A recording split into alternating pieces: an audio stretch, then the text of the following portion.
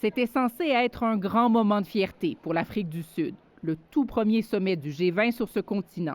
Mais l'absence de Donald Trump à Johannesburg jette une ombre au tableau.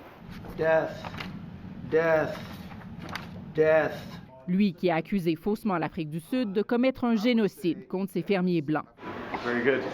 Malgré tout, l'influence du président américain se fait sentir au sommet. Obviously, we'll talk further about Ukraine. Alors que les leaders présents tentent de répondre à son plan de paix pour l'Ukraine.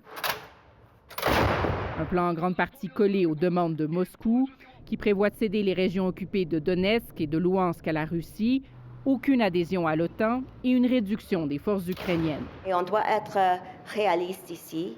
On sait que ça, c'est un plan complexe, très complexe, et aussi on doit continuer d'avoir ces conversations-là entre les autres leaders européens. Dans leur déclaration commune, Mark Carney et ses homologues comme Emmanuel Macron et Keir Starmer maintiennent que les frontières de l'Ukraine ne peuvent pas être modifiées par la force.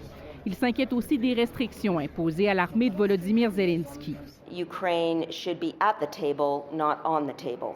L'Ukraine doit absolument être à la table, pas sur la table, clame la ministre canadienne des Affaires étrangères.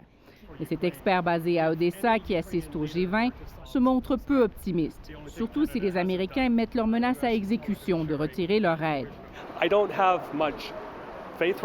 J'ai peu espoir, dit-il, que les Européens à ce stade-ci puissent tout à coup réussir à s'imposer dans le processus de paix en Ukraine.